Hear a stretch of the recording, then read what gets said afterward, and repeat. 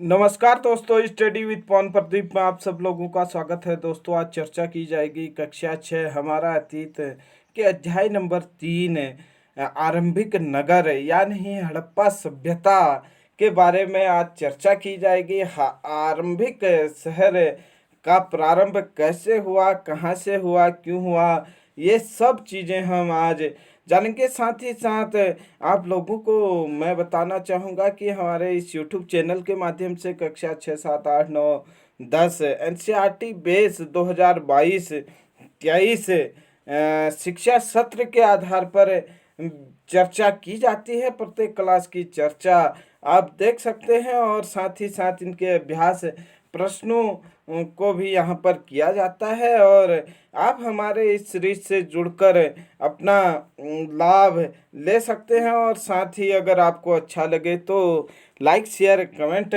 करना ना भूलें। अधिक से अधिक मित्रों के साथ इसे शेयर करें और अगर आप इसी तरीके के वीडियो चाहते हैं तो आप लाल कलर का सब्सक्राइब वाला बटन दबाकर जो घंटी का बटन है उसे ऑल नोटिफिकेशन में रख सकते हैं और जिससे फ़ायदा ये होगा कि आपको जैसे ही हमारा अगला वीडियो आएगा उसकी सूचना सबसे पहले मिलेगी।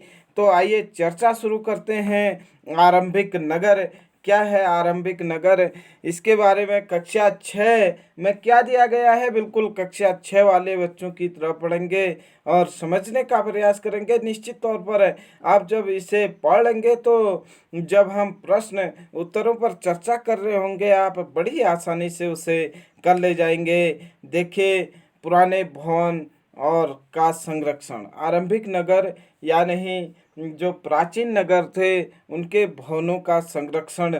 जसपाल और हरप्रीत अपने घर की गली में क्रिकेट खेल रहे थे। उन्होंने देखा कि कुछ लोग खंडहर की तारीफ कर रहे थे जिसे गली के बच्चे भूतवा घर कहा करते थे।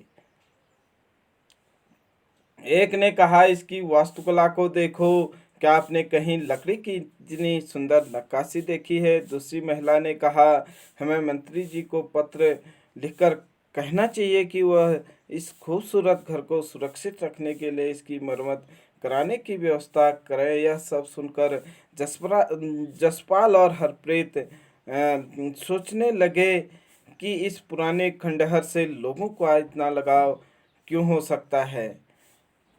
आइए देखें, शुरू करें कि अक्सर पुरानी इमारत अपनी कहानी बताती है। हड़प्पा की कहानी यहाँ पर हम प्रारंभ कर रहे हैं कि अक्सर पुरानी जो इमारत होती है अपनी कहानी बताती है। आज से लगभग 150 साल पहले या नहीं 150 साल पहले पंजाब में पहली बार रेलवे लाइनें बिछाई जा रही थी तो इस काम में जुटे इंजीनियरों को अचानक हड़प्पा स्थल मिला जो आधुनिक पाकिस्तान में है। उन्होंने सोचा कि यह एक खंडहर है जहां से अच्छी ईंटें मिलेंगी। यह सोचकर वो हड़प्पा के खंडहरों से हजारों ईंट उखाड़ ले गए जिससे उन्होंने रेलवे लाइन बिछाई और इससे कई इमारतें पूरी तरह नष्ट हो गई। आज से लगभग 150 साल पहले या नहीं 1853 में पहली बार रेल चली थी या नहीं 1850 से 53 के बीच में रेलवे लाइन बिछाई गई होगी। उस समय जब काम चल रहा था तो हड़प्पा नामक स्थल पर जो आधुनिक में आपके पंजाब प्रांत में पड़ता है लेकिन वो पाकिस्तान वाले हिस्से में आता है। पाकिस्तान, पंजाब के पाकिस्तान वाले हिस्से में आता है और जो मांटगोमरी ज़िले में स्थित है और जिससे कि वहाँ पर अनेक ईंटें मिली हैं। ईंटों के साथ साथ जब ईंटें मिली तो पुरातत्वविदों ने अनुमान लगाया कि यहाँ पर साथ ही साथ कुछ न कुछ भवन रहे होंगे। वो कहानी आगे बढ़ाते हैं। उसके बाद लगभग 80 साल पहले पुरातत्वविदों ने इस स्थल को ढूंढा और तब पता चला कि खंडहर उपमहाद्वीप के सबसे महत्वपूर्ण शहर में से एक है। जब 80 साल पहले पुरातत्वविदों ने इसको फिर से खोजने का प्रयास किया तो यहाँ पर पता चला कि यह भारतीय उपमहाद्वीप का क्या है, सबसे पुराना शहर है। चूँकि इस नगर की खोज सबसे पहले हुई थी, इसलिए बाद में मिलने वाले इस तरह के सभी पुरास्थलों में जो इमारतें और मिली उन्हें हड़प्पा सभ्यता की इमारतें कहा गया। इन शहरों का निर्माण लगभग 4700 साल पहले हुआ था। सबसे पहले जो ये नगरीय सभ्यता थी हड़प्पा से मिली, और जो भी इस तरीके के स्थल मिले उन्हें हड़प्पा सभ्यता कहा गया, क्योंकि सबसे पहले हड़प्पा में पूरा स्थल मिला था और इसी आधार पर इसे हड़प्पा सभ्यता कहा गया था। एक प्रश्न यहाँ पर आप लोगों से पूछा गया है, जिसकी चर्चा हम प्रश्न उत्तरों के साथ करेंगे। प्रायः पुरानी इमारतों को तोड़कर उनकी जगह एक नए भवन बनाए जाते हैं। क्या तुम्हें लगता है कि पुरानी इमारतों को सुरक्षित रखना चाहिए? इन नगरों की विशेषता क्या थी? इन नगरों में कई दो या उससे ज़्यादा हिस्सों में विभाजित थे। ज़्यादातर जो नगर थे वो दो हिस्सों में विभाजित थे। प्रायः पश्चिमी भाग छोटा होता था लेकिन ऊंचाई पर बना होता था, और पूर्वी हिस्सा बड़ा होता था लेकिन निचले इलाके में होता था। ऊंचाई वाले भाग में पुरातत्वविदों ने नगर के दुर्ग कहा है। दो भागों में यह बटा होता था, पूर्वी भाग और पश्चिमी भाग। पश्चिमी भाग थोड़ा छोटा होता था और ऊंचाई पर होता था, जबकि पूर्वी भाग बड़ा होता था लेकिन नीचे होता था। और पुरातत्वविदों ने जो ये पश्चिमी भाग है ऊंचाई पर है, इसे क्या माना है? किला माना है। और जबकि पूर्वी भाग को आम जनता के रहने वाले स्थान बताया गया है। दोनों हिस्सों की चार दीवारियां क्या थी? पक्की ईंटों से बनाई जाती थी। इसकी ईंटें इतनी अच्छी पकी थी कि हजारों सालों बाद आज तक दीवारें खड़ी रही। दीवार बनाने के लिए ईंटों की चिनाई इस तरह करते थे जिससे कि वे दीवारें खूब मजबूत रहे। आप देख सकते हैं 4700 साल पहले से आज तक वो दीवारें क्या है, मजबूती के साथ खड़े हैं। कुछ नगरों के नगर दुर्ग कुछ खास इमारतें बनाई गई थी। मिसाल के तौर पर मोहनजोदड़ो में खास तालाब बनाया गया था जिसे पुरातत्वविदों ने महान स्नानागार कहा। प्रश्न पूछा जाता है कि महान स्नानागार कहाँ है? मोहनजोदड़ो पे है। मोहनजोदड़ो का अर्थ होता है मृतकों का टीला। मोहनजोदड़ो मोहनजोदड़ो ये है मोहनजोदड़ो, यहाँ से विशाल स्नानागार मिला है जिसको मृतकों का टीला भी कहा जाता है। इस तालाब को बनाने में ईंटें प्लास्टर इस्तेमाल किया गया था। इसमें पानी का रिसाव रोकने के लिए प्लास्टर के ऊपर चारकोल की परत चढ़ाई गई थी। इस सरोवर में दो तरफ से उतरने के लिए सीढ़ियां बनाई गई थी। जो मोहनजोदड़ो में विशाल स्नानागार मिला है उसमें उतरने के लिए दो तरफ से सीढ़ी थी और चारों ओर कमरे बनाए गए थे। इसमें भरने के लिए पानी कुओं से निकाला जाता था। उपयोग के बाद इसे खाली कर दिया जाता था। शायद यहाँ विशिष्ट नागरिक विशेष अवसरों पर स्नान किया करते थे। उसके बाद हम कालीबंगा और लोथल जैसे अन्य नगरों से अग्निकुंड मिले हैं। प्रश्न यहाँ पर पूछा जाएगा कि अग्निकुंड कहाँ से मिले हैं? कालीबंगा और लोथल से अग्निकुंड मिले हैं।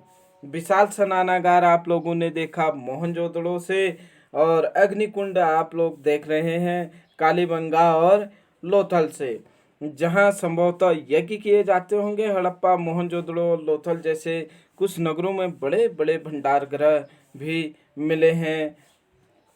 आप लोग ये मानचित्र की मदद से देख रहे हैं कि हड़प्पा जो स्थल थे यह त्रिभुजाकार क्षेत्र में फैले थे। और यहाँ पर आप देख रहे हैं कि आरंभिक नगर झेलम नदी है, चेनाब नदी है, रावी नदी है। हड़प्पा रावी नदी के ही तट पर है। प्रश्न पूछा जाता है कि हड़प्पा किस नदी के तट पर है? हड़प्पा रावी नदी के तट पर है। साथ ही साथ आप देख सकते हैं कालीबंगा है, राखी गढ़ी है, गवेरी वाला है जो सिंधु नदी के आसपास का क्षेत्र था। मोहनजोदड़ो है, सिंधु नदी के किनारे पर बसा था। चन्हुदड़ो है, सिंधु नदी के किनारे पर। सुतका को है, दास्क नदी के किनारे पर। ऐसे ही धौलावीरा, सरकोर्दा, लोथल आदि ये सब स्थल प्राचीन स्थल हैं और हड़प्पा सभ्यता के स्थल हैं। आइए आगे चर्चा करते हैं। आप देख पा रहे होंगे महान स्नानागार। यहाँ पर हमने जो पढ़ा था, दो तरफ से सीढ़ियाँ हैं ये यहाँ पर से जाने और नीचे उतरने के लिए, और इसमें प्लास्टर के ऊपर चारकोल लगाया गया था जो जिससे कि पानी का रिसाव नहीं होता था। विशेष अवसरों पर स्नान किया जाता था। प्रश्न पूछा जाता है कि हड़प्पा सभ्यता में विशाल स्नानागार कहाँ से मिला है। हड़प्पा सभ्यता में विशाल स्नानागार मोहनजोदड़ो से मिला है। हड़प्पा के नगरों ईंटों की चिनाई, भवन, नाले और सड़कें। इन नगरों के घर आमतौर पर एक या दो मंजिले होते थे।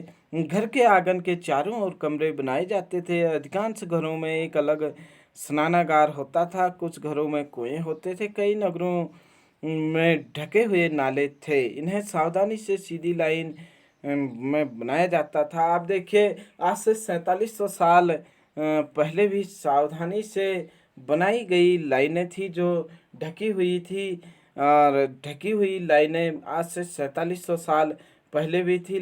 नालियाँ थी और हर नाली में हल्की ढलान होती थी ताकि पानी आसानी से बह सके।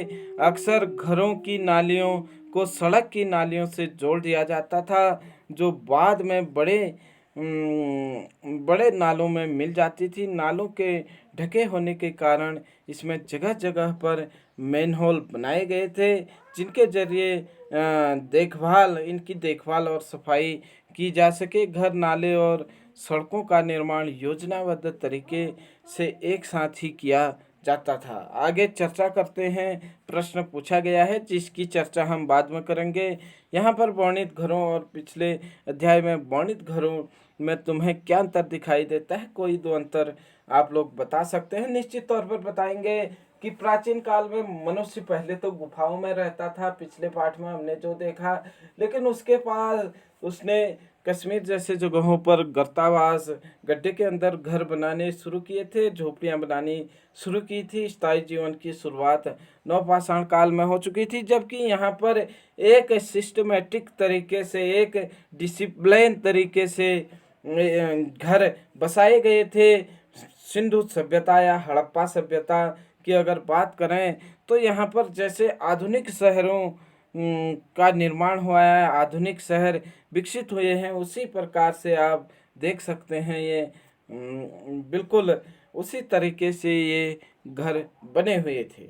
ये दो अंतर आप लिख सकते हैं। आगे बिल्कुल जब पाठ के अभ्यास प्रश्नों पर चर्चा करेंगे तो वहाँ पर इसकी चर्चा की जाएगी। नगरीय जीवन, हड़प्पा के नगरों में बड़ी हलचल रहा करती थी। यहाँ पर ऐसे लोग रहते थे जो नगर की खास इमारतें बनाने की योजना में जुटे रहते थे। ये संभवतः यहाँ के शासक थे। यहाँ यह भी संभव है कि ये शासक लोगों को भेजकर दूर दूर से धातु, बहुमूल्य पत्थर और अन्य उपयोगी चीज़ें मंगाते थे। शायद शासक लोग खूबसूरत मनकू तथा सोने चांदी से बने आभूषणों जैसे कीमती चीज़ों को अपने पास रखते होंगे। इन नगरों में लिपिक भी होते थे। हड़प्पा सभ्यता में आप देखिए लिपिक भी होते थे जो मोहरों पर लिखते थे, जो शायद अन्य चीज़ों पर भी लिखते होंगे जो बच नहीं पाए हैं। इसके अलावा नगरों में शिल्पकार, स्त्री पुरुष भी रहते थे जो घरों या किसी उद्योग स्थल पर तरह तरह की चीज़ें बनाते होंगे। लोग लंबी यात्राएं करते थे और वहां से उपयोगी वस्तुएं लाते थे, और साथ ही सुदूर देशों के किस्से कहानी, मिट्टी से बने खिलौने भी मिले हैं जिनसे बच्चे खेलते थे। आप देख सकते हैं प्राचीन काल में ये ओखली मोहनजोदड़ो की एक सड़क में बना नाला है, एक कुआं बाईं ओर हड़प्पा की एक मुहर है। इस मुहर के ऊपर चिन्ह एक खास लिपि उपमहाद्वीप में पाए जाने वाले लेखन का यह प्राचीनतम उदाहरण है। आप देख सकते हैं यहाँ पर मुहर मिली है या नहीं, यहाँ पर खास लिपि का प्रयोग किया गया है। उसके ऊपर आप देखें तो मोहनजोदड़ो में किस तरीके से बिल्कुल एक सीध में नालियाँ बनी हैं वह दिखाया गया है, और साथ ही साथ में यहाँ पर कुआं दिखाया गया है। और उसके बाद अगर हम बात करें तो विद्वानों ने इसे पढ़ने की कोशिश की, यह पता नहीं चल पाया कि इसका अर्थ क्या है। दाएं और नीचे पकी मिट्टी के खिलौने हैं। आप देख सकते हैं ये मिट्टी के खिलौने हैं, यहाँ पर मोहर है। और साथ ही साथ आप लोगों ने देखा कि यहाँ पर मोहनजोदड़ो की इमारतें थी और उनके घरों के आगे किस प्रकार की नालियाँ बनी थी, उसके विषय में हमने देखा। आइए देखें नगर और शिल्प। आओ अब कुछ ऐसी चीज़ों के बारे में अध्ययन करें जो हड़प्पा नगरों से प्राप्त हुई हैं। पुरातत्वविदों को जो चीज़ें वहाँ मिली उसमें अधिकतर पत्थर, शंख, तांबे, कांसे, सोने, चांदी जैसी धातुओं से बनाई गई थी। तांबे और कांसे के औजार, हथियार, गहने और बर्तन बनाए जाते थे। सोने और चांदी से गहने और बर्तन बनाए जाते थे। आप देख सकते हैं तांबा है, कांसा है, इनसे औजार, हथियार बनाए जाते थे। जबकि सोने और चांदी से बिल्कुल आज की तरह गहने बनाए जाते थे। यहाँ मिली सबसे आकर्षक वस्तुओं में मनके, बाँट और फलक हैं। हड़प्पा सभ्यता से सबसे महत्वपूर्ण चीज़ें क्या क्या मिली हैं? मनके हैं, बाँट हैं और फलक हैं। आप देख पा रहे होंगे चित्र में ऊपर पत्थर के बाँट आप देख रहे हैं। कितने ध्यान से और उपयुक्त तरीके से इन बाँटों को बनाया गया है। इन्हें चट पत्थर से बनाया गया है। आप देख सकते हैं बिल्कुल ये बड़ी कारीगरी के साथ इनको बनाया गया है चट पत्थर से।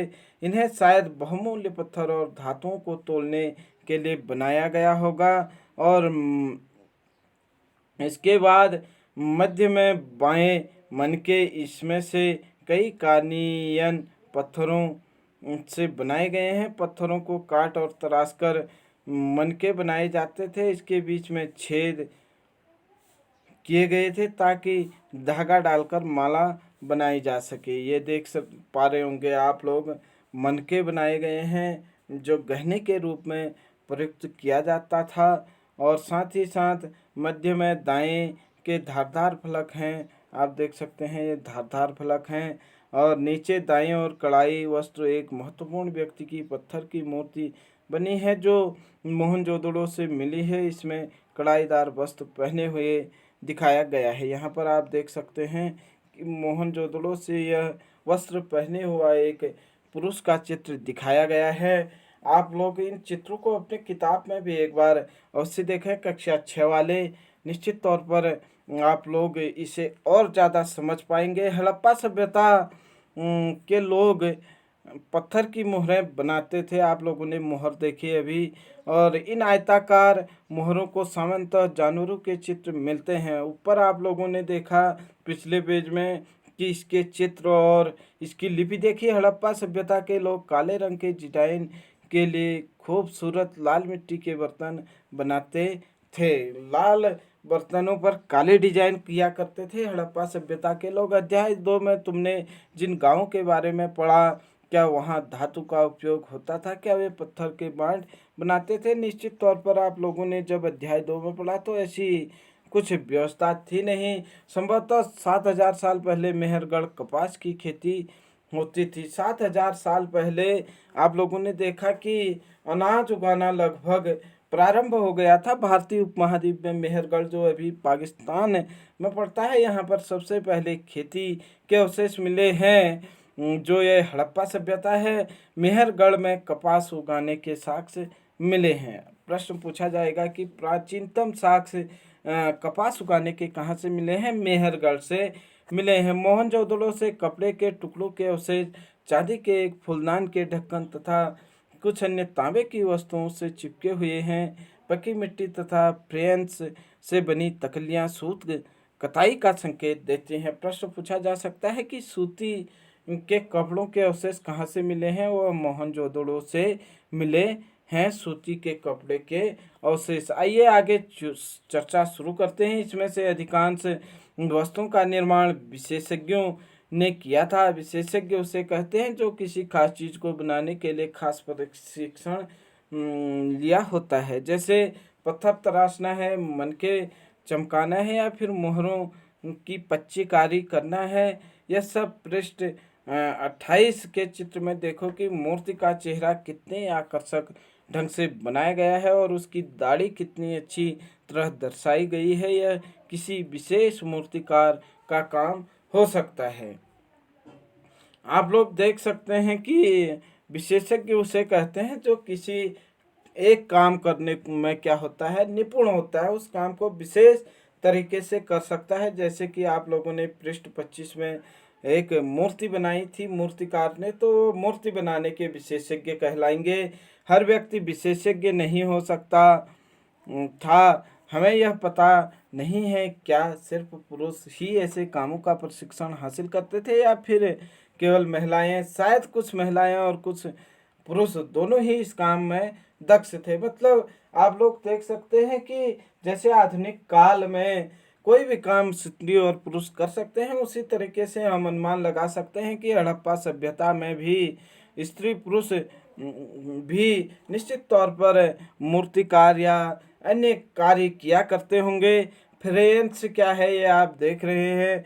पत्थर का शंख प्राकृतिक तौर पर पाए जाते हैं, लेकिन फ्रेंच को कृत्रिम रूप से तैयार किया जाता है। बालू या स्टैबिक पत्थरों के चूर्ण को गोंद में मिलाकर उससे वस्तुएं बनाई जाती थी। उसके बाद उन वस्तुओं पर एक चिकनी परत चढ़ाई जाती थी। इस चिकनी परत के रंग प्रायः नीले और हल्के समुद्री हरे होते थे। फ्रेंच से मन के चूड़ियाँ, बालें और छोटे बर्तन बनाए जाते थे। प्रश्न पूछा जाता है फ्रेंच से क्या बनाए जाते थे। फ्रेंच से मन के चूड़ियाँ और छोटे बर्तन बनाए जाते थे। उसके बाद देखें कच्चे माल की खोज।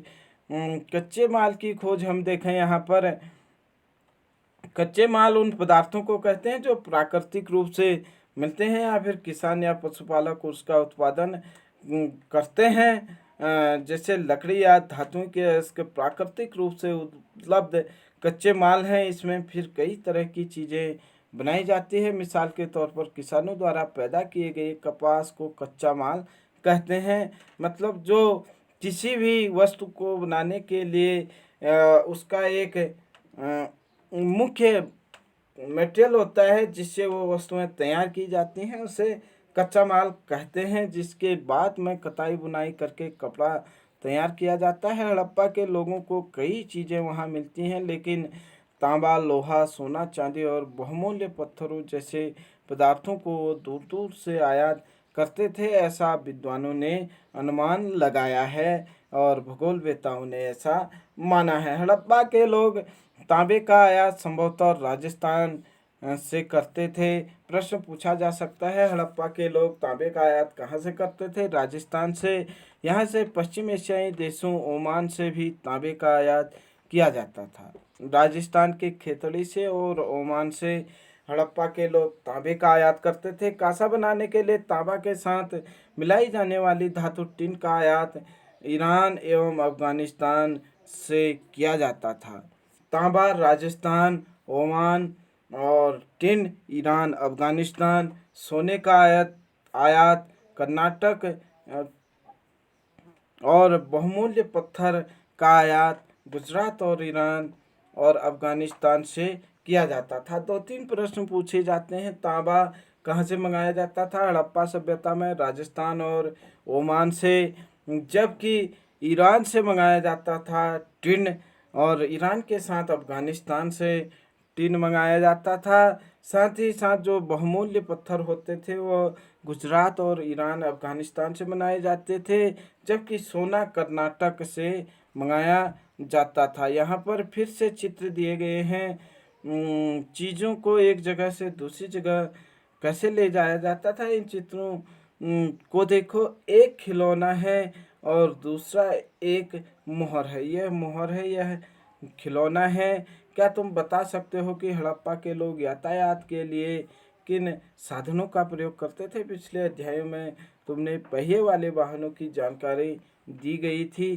पहिए की खोज नवपाषाण काल में हो चुकी थी। बच्चों का खिलौना हल। आज हल चलाने वाले ज़्यादातर किसान पुरुष होते हैं। हमें ज्ञान नहीं है कि हड़प्पा में यह प्रथा थी या नहीं थी कि हल कौन चलाया करता था। आप देख सकते हैं यहाँ पर खिलौना गाड़ी है और यह मोहर है। मोहर एक प्रकार का उस समय का संकेत होता था या कुछ विशेष प्रकार की वस्तुओं को खरीदने के लिए इसका प्रयोग किया जाता होगा। यह आप देख सकते हैं विभिन्न प्रकार के चित्र बने होते थे और पिछले चित्र में आप लोगों ने देखा था कि वहाँ पर कुछ लिपि भी लिखी गई है जिसे ब्रुस्टो लिपि कहा जाता है, हड़प्पा सभ्यता के इस लिपि को। दोस्तों ये था आज की चर्चा। इससे आगे हम चर्चा निश्चित तौर पर जल्द ही करेंगे। अगर आपको यह वीडियो अच्छा लगे तो लाइक शेयर कमेंट करना ना भूलें। अपनी पढ़ाई को निरंतर रखें। निश्चित तौर पर आने वाले समय में हम इसके साथ साथ इन पाठों को पूरा कर लेंगे। तब तक के लिए आप हमारे साथ जुड़े रहें। जय हिंद, जय भारत।